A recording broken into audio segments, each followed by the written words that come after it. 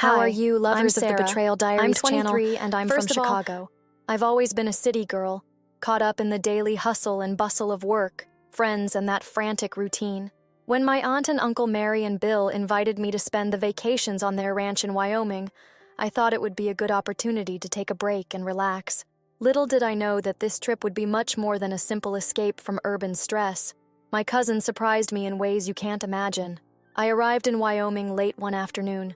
Bill and Mary's ranch was in the middle of nowhere, surrounded by nature that looked more like a postcard than reality. After settling in, I went to get to know the place better, and that's when I saw him for the first time, Jake. Jake was 37 years old and the kind of guy who catches the eye effortlessly. Tall, strong, with well-defined muscles. I could see how hard work on the farm had shaped him. But what attracted me most to him was his gaze, those intense green eyes, which seemed to follow my every move. He was near the stable, grooming the horses.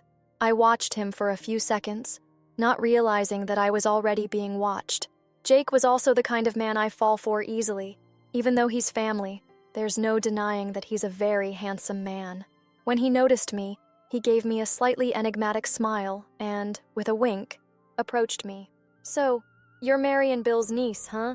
I don't remember you from the last time I was here," he said, his voice serious but with a touch of humor. I smiled awkwardly, trying not to show how much his gaze disconcerted me. I replied with a shy smile, "I'm usually more of a city girl, but they said it would be good for me to come to the country." He laughed, moving even closer. "I understand. The city has its own energy, but the countryside has a different kind of power," he said, looking me in the eye again without turning away. I felt something warm up inside me, a sensation I couldn't quite explain. It was as if, somehow, he was challenging me to accept this power of his. "I never thought I'd say this, but I kind of like it," I said, trying to disguise the tension in the air. He was silent for a moment, still watching me in a way that made me nervous and excited at the same time. Then he stepped forward, breaking the silence. "I could show you how interesting country life can be, if you're up for it," he said with that smile at the corner of his mouth that seemed to know exactly what effect it had. "Can you ride a horse, Sarah?" I almost laughed nervously, wondering how clumsy I could be. "Actually, I'm not very good with horses, but maybe I can learn," I replied, with a defiant look on my face, as if to prove to myself that I could handle him. Jake leaned forward slightly, his eyes fixed on mine. "I think we can start with something simple. I'll help you. What do you think?" he said, with a smile that made me feel a warmth creep up my skin. I was overcome by an intense feeling that he wasn't just offering me a riding lesson. There was something more in his gaze.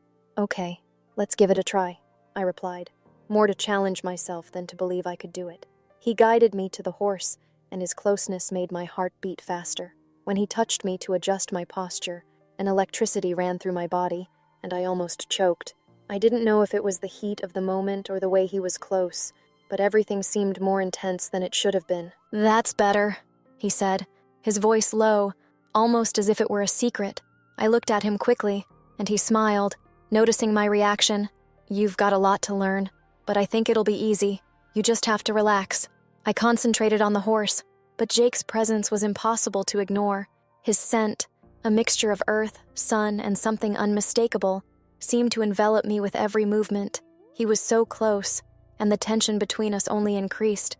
I could feel the chemistry in the air, and he knew it too. Each time he corrected me, his touch was longer, more intimate. "See, it's not that hard," he said, his voice husky, as if he was enjoying himself. I looked at him and smiled, but my body was still on alert. I didn't know whether I was trying to control the horse or control myself by being close to him.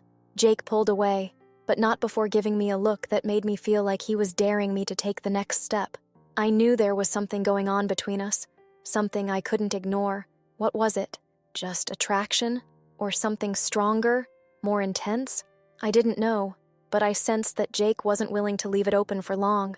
"You're good at it, Sarah," he said with a smile that left me speechless, "and I think you have a lot more to learn from me." The way he said my name made me smile, but it also sent a chill down my spine. I knew that this summer on the farm was going to be much more exciting than I had imagined. The next few days passed quickly, more quickly than I had imagined. Jake and I continued to meet up whenever I had free time, and with each new encounter, the tension between us became harder to ignore. Sometimes he would help me feed the animals, other times we would just talk, exchanging glances that said much more than words. I began to feel completely out of my element, but in a way that excited me, almost like an adventure I didn't want to end. That day, Jake invited me on one of the more challenging hikes on the farm. "It'll be good for you, Sarah. I'll show you what a little thrill really is," he said with that mischievous grin of his. I accepted, even though my body was starting to react differently every time he got close. I tried not to think about it too much. After all, I was there to rest and enjoy the scenery. But when Jake reached out to help me onto the bike, the mere touch of his hand on mine made my heart race. "Are you scared?" Jake asked, with that teasing smile as he looked at me, waiting for a reaction. He knew I was nervous, but he was daring me to let go. I tried to laugh it off, but I was much more nervous than I wanted to admit. "I'm not scared, Cousin Bobino," I lied, my voice almost cracking. "I'm just not very good at walking on it." "It'll be fun," he said, with a twinkle in his eye. "I'll drive you." When he started it up, the bike roared beneath us, and I held on tight, trying to concentrate. But I soon realized that the focus was on Jake, the way he drove with such confidence, and the constant closeness between us. With every turn we made, our bodies touched, and each time I felt that electricity, the tension growing like a wave about to break. We reached a more open field, where he slowed down so that we could observe the landscape. "Look, Sarah," he said, turning his face to look at me as he held the bike. I looked at him, and then at the vastness around us. The sun was low, tinging the sky with golden and orange colors. It was a perfect setting, but all I could think about was the way he looked at me. "I knew you'd like it here," Jake continued, with a softer, almost confidential tone. He was no longer challenging me, but guiding me. His presence, so close to mine, made me lose control, even though I tried to remain calm. His simple words had the power to make my heart beat faster. I was no longer just impressed by the place. I was completely absorbed by it. "I don't know what's gotten into me, Jake, but for some reason I'm feeling different," I confessed, looking at him with a sincerity that startled me. He just smiled, as if he'd been expecting it, and in an unexpected move, put the bike into low gear. "I know what you mean," he said, turning completely towards me, now so close that I could feel the warmth of his body. "It's normal to feel that here. The countryside has that effect. But there's more to me, Sarah, there's so much more." He spoke so close, his voice low and soft, that I could hardly breathe. I looked at him, my lips trembling slightly. "What else do you have, Jake?" I asked, without thinking. The question came out almost in a whisper, and when he tilted his face towards me, I couldn't help the shiver that ran down my spine. He hesitated for a second, his eyes fixed on mine, as if he were assessing me, measuring the distance between us. "I have everything you need, if you know how to look," he replied, his gaze intense and penetrating. The air seemed charged, and it wasn't long before he came closer. "We're getting close to the depot we have in the camp." When we arrived, the first thing he did was lock the warehouse door. He touched my face gently, and the gesture made my body tremble. "Sarah," he murmured in a hoarse voice. I couldn't resist any longer. On an impulse, I leaned forward and kissed him. It was quick, but charged with an intensity I had never experienced before. Jake responded to the kiss with an urgency that made me lose track of everything around us. He pulled my waist closer to his, and I felt the pressure of his body against mine. The heat increased, and for a moment, Jake became the man I felt most in love with. The way he made me feel good was completely different, with nothing else mattering. When we walked away, hearts still racing, he smiled in a way that made me melt inside. "I knew it would be good to show you the countryside," he said, his fingers running lightly through my hair. "But we still have a lot to live for, Sarah." I didn't know what the future held, but I knew that at that moment, something between us was being sealed. From then on, nothing would ever be the same, and I couldn't wait to find out what else Jake had to show me. That night, the farm was quiet, and the full moon illuminated the sky with its soft light. Jake and I had arranged to meet in the stable, where the shadows danced on the walls, creating an even more mysterious and enveloping atmosphere. He was there, leaning against one of the pillars, watching me with those green eyes that now seemed almost impossible to understand. There was something deep and provocative about the way he looked at me, as if he knew more about me than I knew about myself. Jake smiled. I know it's hard to believe, but it's reality. You're getting carried away, Sarah, and there's nothing wrong with that. He moved even closer, until our bodies were almost touching. His warmth was something I could feel, as if he was burning my skin with just his proximity. What about you, Jake? What do you want? I asked, my voice shaking a little. I needed to know if he felt the same way, if this attraction wasn't something fleeting, something that would disappear like the wind. I want you, Sarah. I want to know what else we can do together. He didn't hesitate, his words being spoken with an intensity that almost took my breath away. He touched my face with his fingertips, a gesture that seemed small but made me shudder inside. I could no longer fight the desire that was growing inside me. Something in me wanted more, much more. I moved closer, with a defiant look, and kissed him again, this time with more urgency. The kiss was deep, with a mixture of longing and need that burned like fire.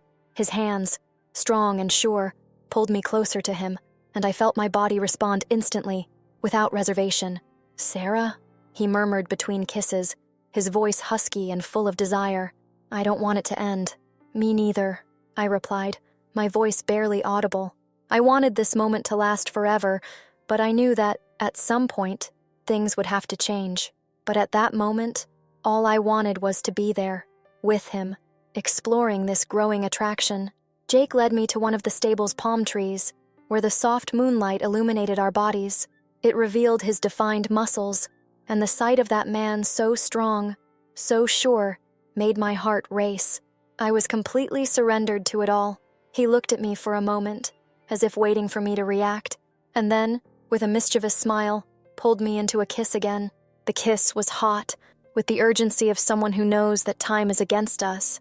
Each touch was bolder than the last, and I didn't want to stop. I wanted to feel everything. You drive me crazy, Sarah, Jake whispered in my ear, his hands exploring my body with an intensity that made me lose track of time. All I knew was that it was real, that everything I had felt up until that moment fit together. It was something so perfect and so overwhelming that I didn't want to go back. Me too, Jake, I whispered back, almost voiceless. I don't know what that means, but I want more. He smiled, that smile full of ulterior motives, and I knew I was on the verge of something deeper, something that would change my life. Jake didn't say anything else, but the way he looked at me, with a sparkle in his eyes, told me everything. Our kiss intensified even more, and with every touch, every movement, the tension between us grew. The stable seemed too small for what we were creating, but there, in that moment, it felt like the whole world disappeared. There was only room for the two of us, and desire was in every passing second. Whatever was happening, I knew it was only the beginning. When we finally pulled away, panting, hearts racing, Jake looked at me with a satisfied smile. This, Sarah, is just the beginning of something I don't want to end. He gently touched my face, and for a moment, I felt the softness of his fingers, as if calming me, telling me that this moment could go on, that there would be more. I was sure of one thing. No matter where this story took us, I was ready to live every second with him, because with Jake, I knew that the adventure was just beginning, and with that, it became the best vacation of my life. I couldn't go this time, but Jake made a point of sending me a message, asking if he could spend the end of the year here at my house. Of course I accepted, and I'm already preparing everything for his arrival. I'm going to give Jake a present, a special present this time. Are you interested to know what it is? Let me know in the comments. And if you liked this true story, don't forget to subscribe to the channel and leave a like.